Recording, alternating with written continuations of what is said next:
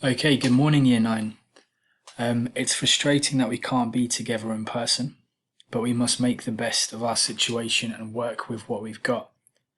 So that said, history this term will look a little different to what it did last year.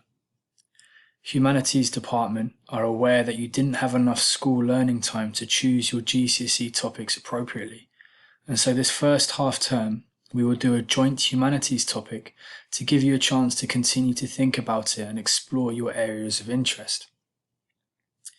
So Year 9 history this year we have 3 lessons.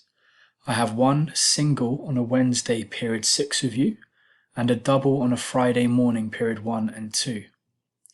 So in our single Wednesday period, which is today's lesson, we will study a history unit on African kingdoms. So this is an exciting new topic that the history department have created this year over the summer in light of the Black Lives Matter protests and the talk of diversifying history.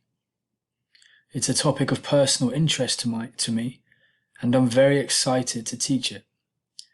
In our double lesson, we will then study a local area study on Lewisham. This will look at both the geography and the history of the borough that we live and study in. So you will receive booklets on both these topics when you return to school. As I said, it's frustrating that we cannot have these conversations in person, but there are only 4 lessons of home learning before we return to school. Fingers crossed, so we're nearly there. Therefore, before we begin, just to go over the 5 steps of successful home learning study, as these will make your lives easier and help you to retain the information. Number 1, find somewhere quiet to watch this video. Number 2, sit at a table or a desk. Number 3, turn off all distractions if you can. Number 4, have a pen and either your old history exercise book or some lined paper to hand. And finally, number 5, remember that you can always pause this video and repeat it whenever you need. So as I said, this section of your history looks at African kingdoms in the medieval world, and you will get this booklet when you come back to school. Our first lesson begins with, why was West Africa the jewel of the medieval world? What I would like you to do first is just pause the video here and write down the title and date on your paper. So pause the video now just to do that. When you have done that, I would like you to read the above quote. So pause now and just have a read and let it soak in. Until the lion has a historian of its own, tales of hunting will always be about the hunter. And that's by Chinua Achebe, a Nigerian poet. What is he saying and how does this link to Africa? In your own words, I would like you to pause the video and just jot down a couple thoughts. So pause the video now. How I interpret it is that often Africa and African history has been taught or shown through the eyes of European conquerors. When we talk of African history, we instinctively think of the slave trade or of British colonies, often quite negative pieces of history. What we don't know is the amazing history of this incredible continent, the medieval kingdoms of Benin, Songhai, the Congo, etc., as you can see in this map here. What I would like you to do now is just read the background information on your own. If there are any words, you can always pause and research them. For example, one I've spotted straight away is the word homogeneous, which means of the same kind. So for example, Africa is a continent and therefore a range of countries and shouldn't be referred to as one of the same kind. There's lots of different parts of Africa. So just pause the video now and have a read through this information. And I would just scroll down here, and he would like you to finish on this sentence there. So pause the video again, just read that last bit of information.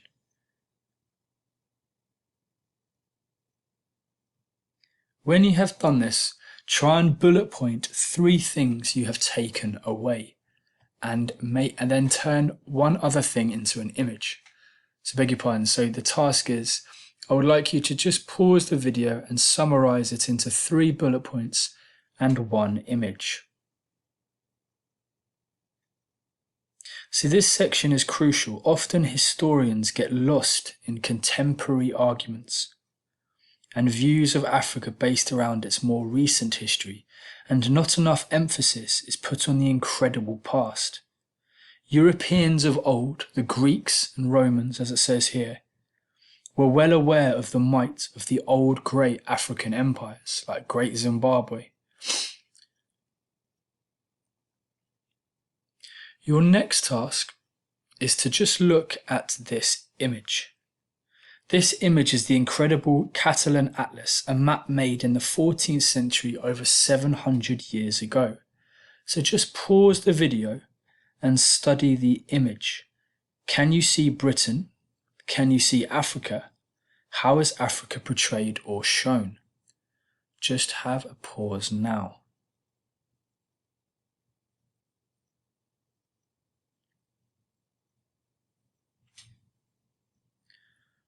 So I can see this image here at the bottom of the left picture is of a man called Mansa Musa, who we will go on to study. He was one of Mali's great emperors.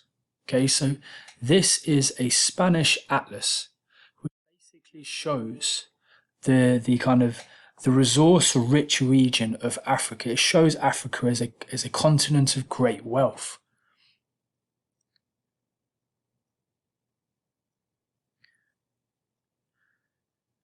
Two kingdoms that we will study in more depth moving forward are that of the Kingdom of Benin and the Malian Empire, two which we briefly touched on last year before we studied the slave trade. Again, I would like you to just pause the video and try and remind yourself and find the Benin and the Malian Empire on the map here. Pause the video and try and find them. Much of the way these two empires were formed was due to their geography. So I'm just going to scroll the screen down, and I would like to talk about Extract 1. I would like you to please pause the video and just have a read of Extract 1. Spend maybe 60 seconds or 90 seconds going over this piece. Pause the video now. How does it make Africa and its geography sound? In your exercise books, I would like you to use this extract to address the above questions, these 3 questions here. If its geography was dangerous, how could this be useful for Mali in the creation of its empire, for example? These are the questions I would like you to think of. So pause the video now and just address these 3 questions.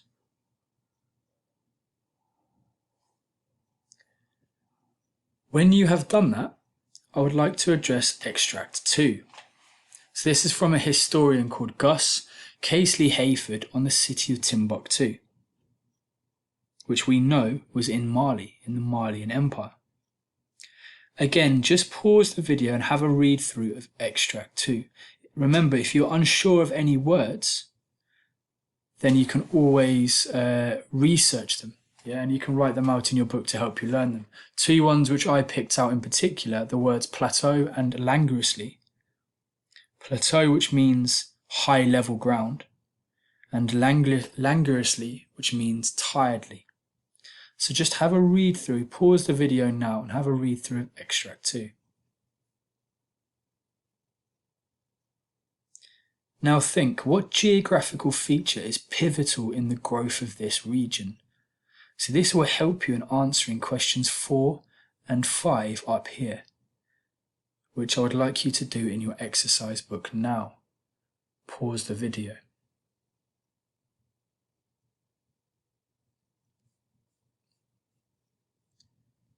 Our final section looks at the Silk Road, the ancient trade routes across the world. As it says, historians have also devised the idea of the Silk Roads in red, these ones. See, these were trade routes that for 2,000 years have been the roads upon which ideas, goods, including silk, golds, and religions have spread around the world. These goods, were traded along those routes in huge quantities and were dramatically important to the world developing as we know today. However, due to its location, the West African coast was unable to benefit from this lucrative trading network. Instead, West African communities have traded with each other. This trade started with the exchange of raw materials, gold and diamonds, that were found in parts of the continent. Records from 1100 year BC show that the trading in salt, used to preserve food, and metal used in farming, hunting, and bartering was especially important. Your final task is just to look at these 4 questions. In your exercise book, I would like you to answer, in your own words, what are the Silk Roads? What made the Silk Road such an important network? So were they trading just goods or something else? What stopped Mali from accessing the trade of the Silk Road? So remember, Mali is over here. What has stopped it from accessing the Silk Roads? And the hint is in the colour. And finally, number 9, Gus Casely Hayford labelled Timbuktu the jewel of the medieval world. What evidence is there to support this claim? Remember back to its geographical features, and I would like you to use this sentence structure to help you explain your answer. So pause the video now and just have a go at those questions. Remember, you can rewind at any time. When you have done that, you have finished your first lesson. But before you end, just have a think as to how you found the lesson. Did you remember to pause the video to complete the activities? Did you have to rewind? Remember to use these useful tactics in helping your home learning so you can make the best of your situation now. I'm very much looking forward to seeing you next week, and I'm sorry I haven't seen you today. I do hope you're all safe, and any questions, please don't hesitate to contact me. Many thanks, and I look forward to it.